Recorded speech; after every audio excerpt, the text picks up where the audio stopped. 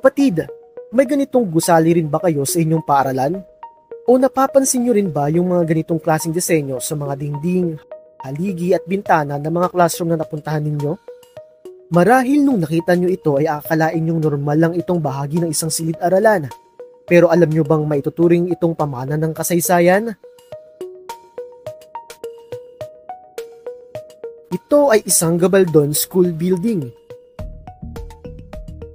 Isang gusali na ipinangalan kay Isauro Gabaldon, ang nooy Resident Commissioner of the Philippines to the United States House of Representatives.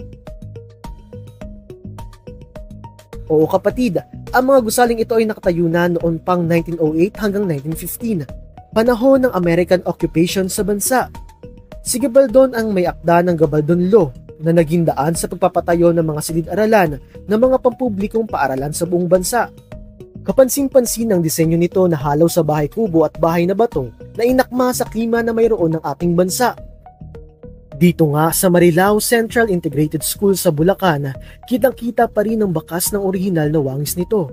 Bagamat ilang ulit nang isinailalim sa renovation ng gusali, napanatili pa rin ang paaralan ng natural nitong hitsura. May pagkakaiba kung ikukumpara sa renovated na ring Gabaldon Building sa Santa Maria Central School na nasa Bulacan din. May saysay pa nga ba ang pagpapanatili sa orihinal nitong hitsura? Sa ngayon talagang napakahalaga na ma-preserve sana lahat ng mga old buildings nilang Gabaldon, no? Kasi it represents pagkatao natin, no? Bilang isang Pilipino. At yan ay kasi DepEd supposedly is the avenue of preserving the cultural heritage and traditions, so including yung mga buildings, no? Kasi ito nagpapakita ano bang pinagdaanan natin bilang Pilipino.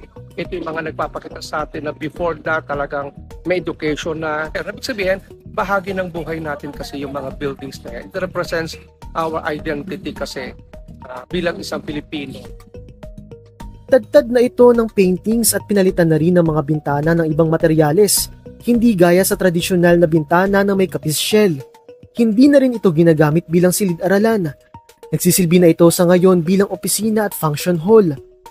Base sa Republic Act No. 11194, bahagi ng pag-conserve sa mga Gabaldon Building ang pagpapanatili ng orihinal na architectural design nito.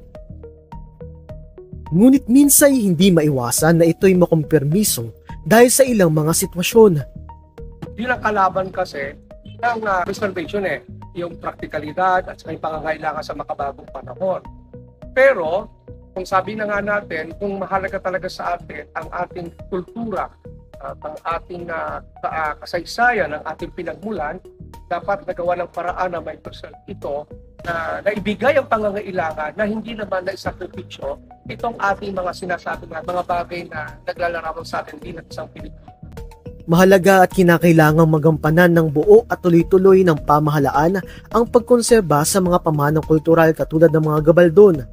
Wish ko sana yung mga nagiging namumuno sa ating bayan, sila man ay pahalagahan nila yung mga ganitong mga lumang mga building dahil ito ay isang mahalagang paalala ng ating nakalipas na kasaysayan.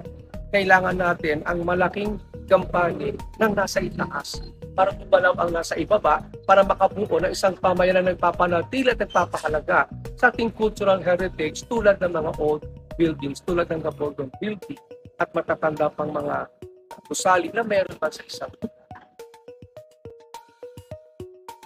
Naging saksi ang Gabaldon Building sa pagpanday ng kaalaman ng mga Pilipinong estudyante.